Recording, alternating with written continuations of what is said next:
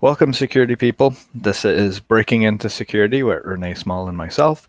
Renee Small isn't able to make it today, but we'll still have a wonderful session with our guest, Alexander Schindler, or Alex. So, for the viewers that are just joining and haven't seen our previous episodes, the premise of this show is that we interview individuals like Alexander who have broken into cybersecurity within the past 5 years so that they can share their relevant stories of their journey and their stories along the way to share that information with others looking to break into the field. So rather than have information that might be out there from 10, 20, 30 years ago as to how to approach this job search, we're trying to get that from relevant individuals who have just done it recently to share their experiences. With that being said, Alexander, would you mind giving us a little bit about your background and what made you interested in cybersecurity?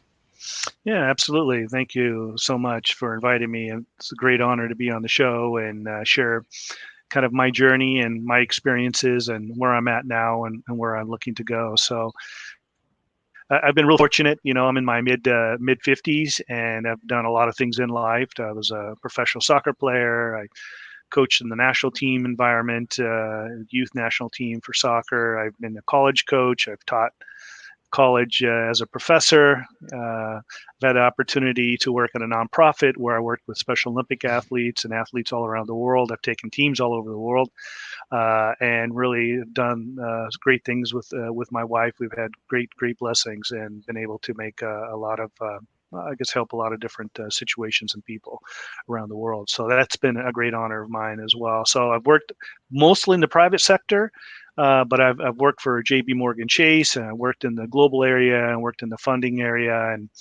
and that was a great experience there. It's where I finished off my initial academic experience, which Bachelor of Science in Business from University of Texas in Dallas, and I live in the Waxahachie, Dallas-Fort Worth area, so people know I'm more in the south part of the United States. And then, of course, I went on to get my master's in organizational management, conflict resolution at Southern Methodist University here in Dallas, which was a great program. That was kind of the really lead-in for my academic hunger, just being able to be part of a lot of great students and professors and all that. So that kind of started that aspect. And then just after that, I had gotten an opportunity just before I got on with JP Morgan, work as a temporary contract for the government, Justice Department, INS, and things of that. This was way back. At that point, they didn't call it cybersecurity, but they had some aspects of cybersecurity in my job functional role, which I really enjoyed. But it was a temp contract.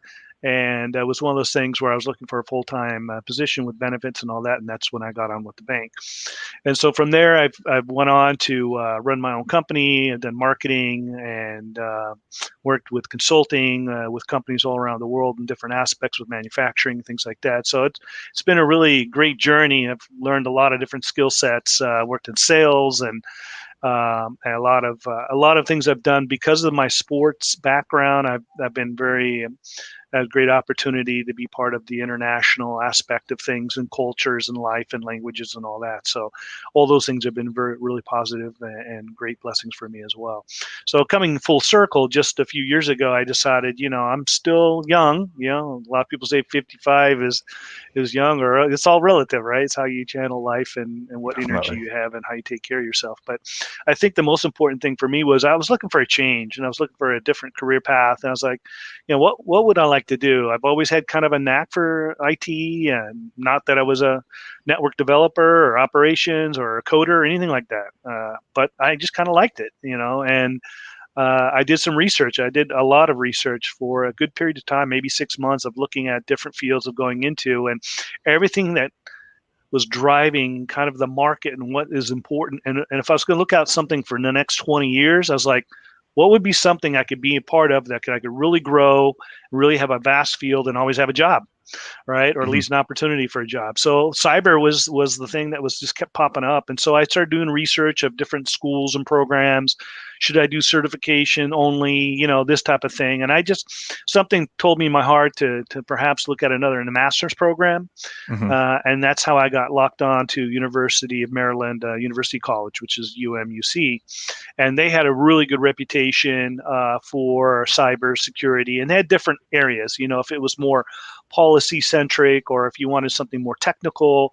And since I did not come from a technical background in IT, I felt for my own personal development, I wanted to force myself into an area that was a little bit more technical and less policy driven. However, it's funny because I'm now also doing a lot of policy stuff. But at that point, I decided to compare different universities across the country and did research on 6 different schools. And I put apples to apples, created a matrix, and decided, what is. It's not just about cost, but it was about reputation, about career support, the type of students that would be going to this school, all these things. So I put I don't know, 15, 20 categories and did all that. So I defined it down to a certain list, to a school in Dallas and a school at UMUC, and I decided to pick the one in Maryland for obvious reasons. And it was been great. I had to take a couple of prep courses, kind of preliminary courses that weren't counting towards the degree or anything, but it was great because it gave me a refresher. I went back on a lot of stuff and gave me some experience in Python, which is one of the scripting languages and things of that nature. And from there, I was able to start right into the program. And I'll tell you, it was a bit of a shocker because it's not a weak program. It's a very stout program, and every class is very thorough. However, when I went into it, I still, cyber is such a wide field, and there's so many aspects to it, and you can be an expert in so many different silos. And so I think UMUC did a really good, I guess, exposure of giving most students about a 15,000 foot look at each different silo. And now they went down to some granular level, but not on the granular level you would get if you were doing your certifications in different areas, right? So from there, you get a kind of a taste. You get a little bit of a policy, you get some forensics, you get some network. There's all different areas that they kind of cover. But very, very stout. The great thing was, I was telling you earlier as well, Chris, is in regards to working with the different type of students. I had students that worked at the NSA, I worked at NASA, I worked in private sector, worked in other areas and the HIPAA related areas and medical and stuff like that. So that gave me a great rounding. So I had the great academic, had the professors, and then I had the students that I was able to really learn from as well. And that's part of the program. I'm more of one of those students that like to have the physical interaction. So that was the first time I did an all online play. So it was a little getting used to, but I got used to it. And of course, in the world we work in now, everything is virtual, right? Everything's in the cloud for the most part, all our conference calls, and all that type of stuff. So, it was already kind of leading that direction. So I said, just suck it up and get with it, So it was great. I did really well in the program. And it was funny. I had started looking for work from the first month I was in the program. So, because it's about an 18-month program. And at first, I really didn't know what I was doing. I had my old resume. And the great thing is the school really kind of helped craft kind of that direction. A couple of classes actually helped you redefine your bio in LinkedIn, and then I did a lot of research and reading on my own, reading about what successful resumes look like and in different areas. I talked to a lot of people in the industry, and every time, I think it's really important, every time you do an interview, spend a few minutes of making notes on the interview. How did you think you did? And, what were some questions and things like that? And I think the other part of it is really understanding if you've been out of the market for a while, or at least in this field, or you've never been in this field, it's really important to research the type of questions they're going to ask. So they'll ask questions that are related to the field, but they're also going to ask questions that will, I guess, psychologically assess who you are as a person, your character, your thought decision process, things like that. So these are all new things to me because I hadn't had to have an interview or do any of that stuff for, 20 years or so. So here I was learning this whole process, but it was great, and every time I did one, it was another opportunity for me to refine the process. And I think the other mistake a lot of people make, and I'm sure we'll ask more questions about it, but it's just is people just send kind of a general resume out there, and you really need to curtail the resume and your cover letter to that job that you're posting for, because a lot of the stuff is algorithm based, right? So you got different software systems that are pulling out resumes. Going to probably get 500 resumes or 200 or 50, whatever. And so those things are popping those resumes up to these people quickly, and so they can make sure that that person they're looking at actually meets the minimum criteria, and that's how they kind of work from there. So anyway, I hope I didn't take all of it at the front, but just kind of give you an essential background. Well, that's a great background. A lot to dive into. I guess let's start a little bit about your journey. So, you'd consider yourself mid-career. Correct. How did you feel coming into this industry as someone from A, outside the industry, B, someone in their mid-career? What were some of the challenges that you faced? Yeah, I think partly is you've got somebody who's really experienced in all kinds of areas, perhaps barely qualified if you'd never done it before for an internship, or past an internship, like a really entry level. And so that was a little bit difficult for me at first, because I was trying to convince people, hey, take a chance on me, even though I'm a beginner.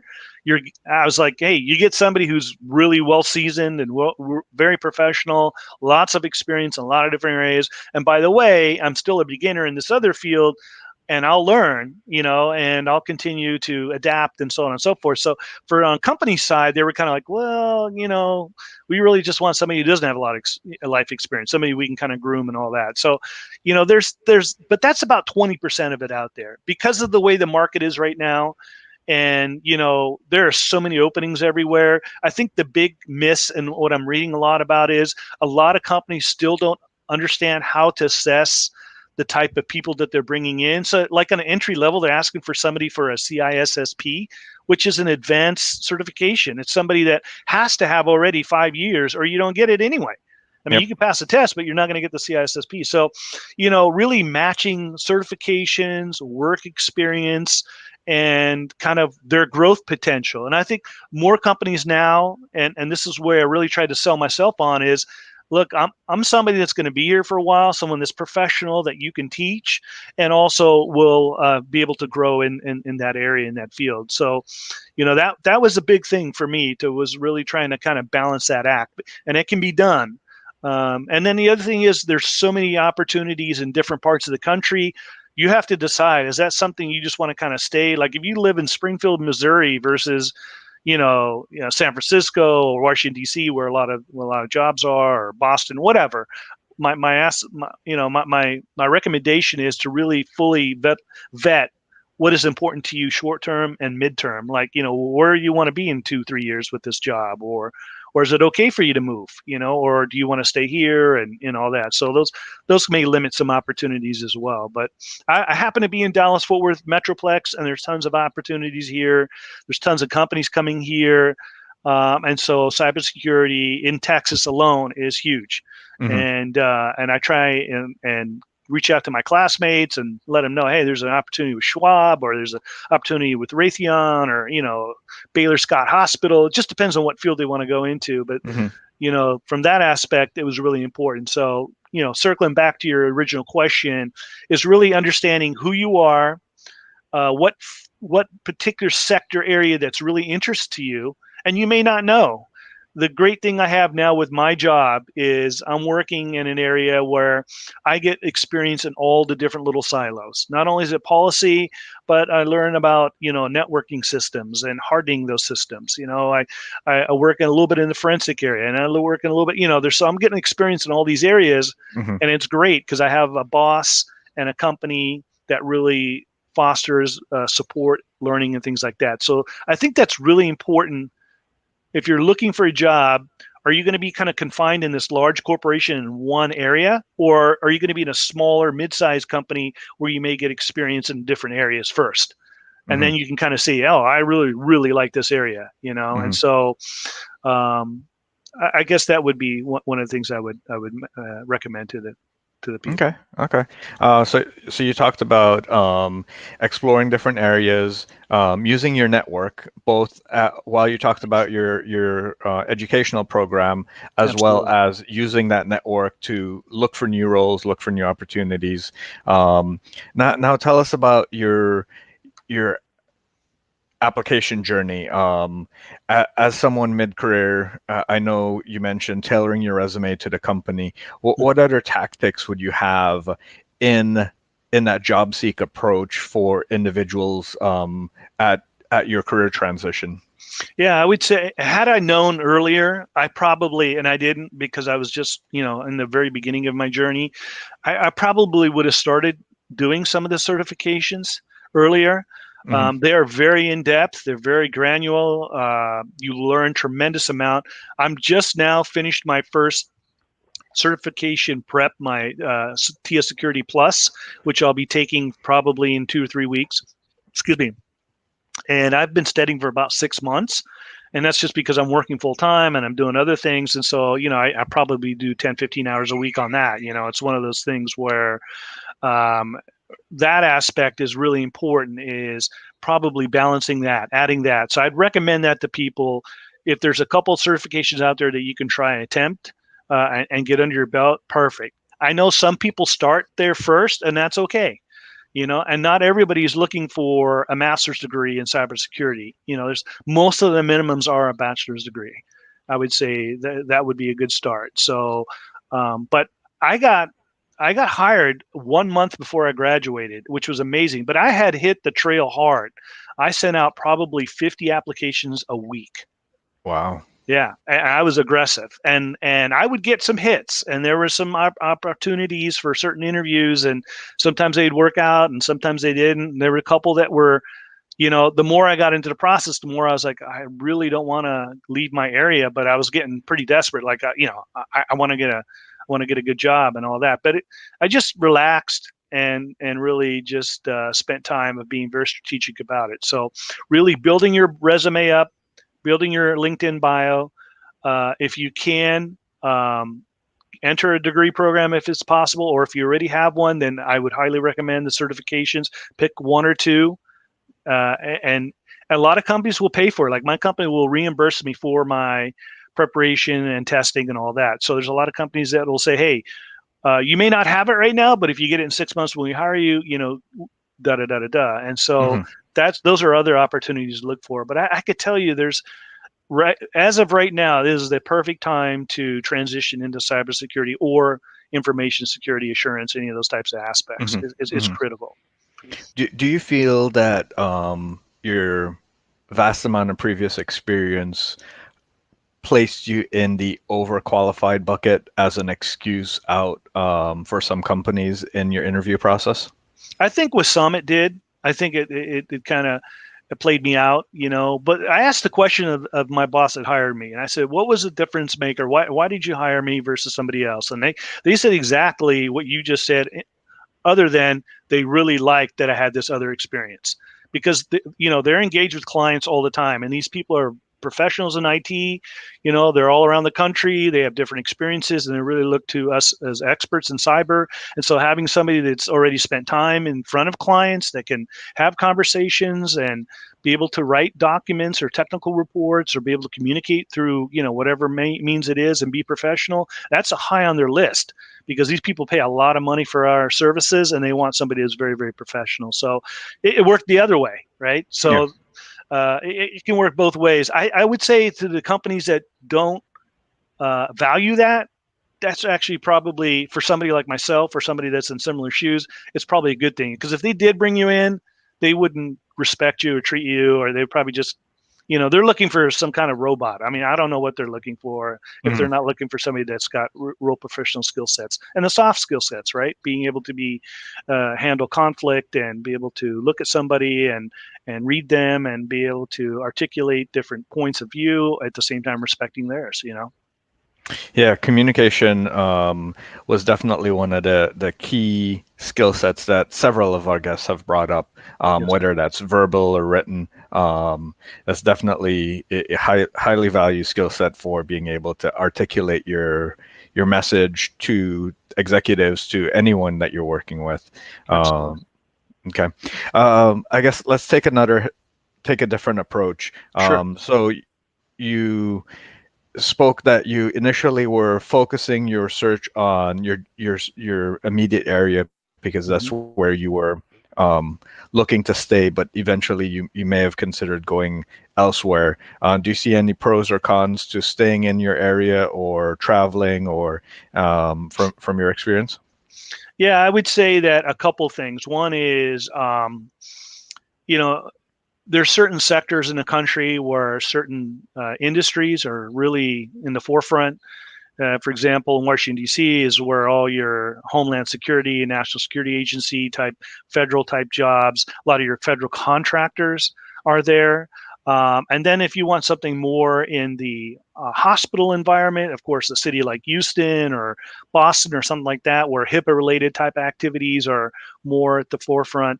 Or, if you want a defense contractor, like here in Dallas, you got Raytheon and you got all kinds of different groups. And then in California and Seattle, where you have your IBMs and your Googles and all those types of things. And so you kind of see a trend, you kind of see where there's pockets of areas and in different industries and different positions, and how that works as far as, with the type of job you're looking for. I think had I wanted to pursue more of that, more of the government, more federal, I would probably have been more inclined to apply for something in the Washington, D.C. or East Coast area, something like that. Because that's where it's at, and that's Yeah. where you're going to get the training at and all that. And then you can go from there, like if you work for a Deloitte or some kind of Anderson Consulting or somebody like that, where consulting role, then you can be remote and work from anywhere in the country, and they'll train you from there and so on and so forth. So let's take a different approach now, with regards to getting the needed skills to be successful within your field. Right. Outside of the degree program, which you mentioned was very robust and offered you a lot of opportunities there. Now that you've completed that, is there any other areas that you use to continue your education that you find might be helpful for our audience?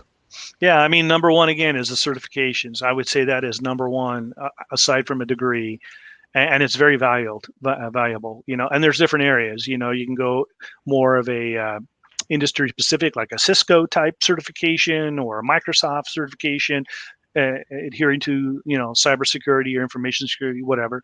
Or there's just security type aspects, where there's cloud security or mobile security. There's all kinds of certifications for that. So, and both inside the United States and outside the United States.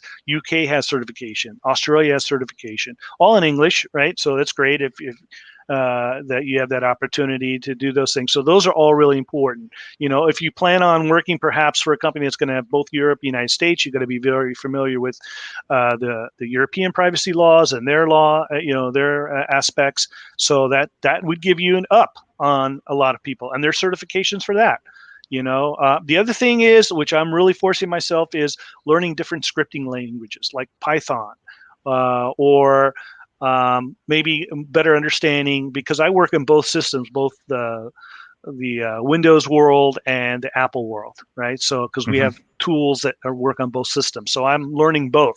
I never was an Apple guy or a Linux guy, so I'm learning more of that, those types of things. So I would advise people to spread their opportunity to learn some different things. You don't have to Hmm. be a coder to be, somebody that kind of understands, scripting in Linux, or, there's different places like GitHub, Hmm.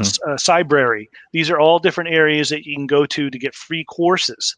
There's all kinds of areas. The other thing is I probably belong to every possible feed there is, from, CERT, which is our federal feeding of all the different patches and Hmm. breaches and hacks and all that. So I try and get on as much of industry and federal government feeds as possible. So I'm Hmm. always learning what's coming new, what's the new virus, what is happening with different products and Cisco systems or whatever it may be.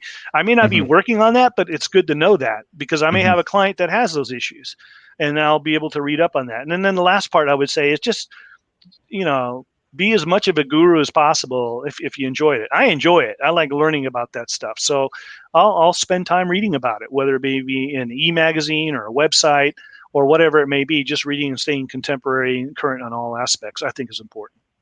So for someone transitioning in the middle of their career like yourself, do you see benefits to specialize or generalize to differentiate yourself from the competition? I think both. I think you got to have a general base, a baseline, so you understand all the different aspects, at least on a general understanding, right? And then specialize.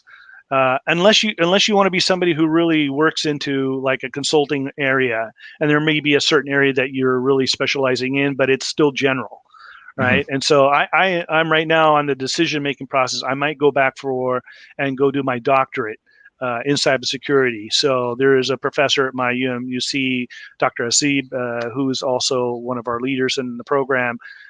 Graduated from Capital Technical University with his doctorate, and that doctorate is not so much a PhD. It's not research based. It's more for the corporate area, which I'm looking for, something more of even a higher level of learning and more expertise.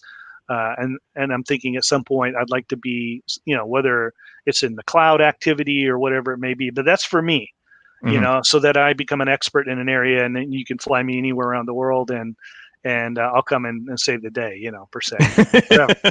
But anyway, I really enjoy working with people. I like to really understand what I'm doing, and I want to be an expert in that area. So, but right now for me is good. I'm getting a general baseline. I'm learning just a really good solid foundation, and then I'll start picking which area I probably want to specialize in, if that helps. Yeah, definitely. I think it's important to highlight some of the things that you mentioned there with getting a good base and then figuring out where you want to go from there. Also, that there's passion. Your passion for the industry definitely comes out, and I think your employer definitely saw that, and that's important to show, because there aren't just technical roles within information security or cybersecurity. There's people in marketing, there's people in legal, there's people in all these different fields. Yes. And if you have that passion for the field, you can be a bridge person, you can be the security champion within your department to help promote that security culture and spread it all around your company. So yeah. Absolutely. Well, we're approaching the end of our time. Okay. Typically, the last question I ask is if you had one piece of sage advice for individuals following in your journey, what would that be? I would just say believe in yourself. Believe in yourself, and don't let anybody tell you that you can't do it, because you can. And just keep working, and learn as much as possible, research as much as possible, and listen to your heart, follow your heart, and you can do it. I mean, I work with tons of people that do not have formal IT training or backgrounds, and they've all been very, very successful. And I would just say that is, you can do it. Don't let anybody tell you not that you can't, because you can. And there's all kinds of opportunity, and it's a great pay, it's great salary, great benefits, and it's only getting better. So go for it. So it sounds like definitely having that moment of self-discovery of what you want to do, where you want to go, and being confident in yourself is essential. Yes, absolutely. Okay. Well, Alex, thank you so much for your time today. I appreciate you coming on, sharing your story of breaking into cybersecurity, especially as a transitioning individual in the middle of their career. We haven't had enough of those stories. So if you're out there like Alex and you want to share your journey of coming from somewhere else at the middle of your career, because there's others out there just like you, come share your story, and we'd be happy to share it with the world. Thank you very much, everyone. Thank you.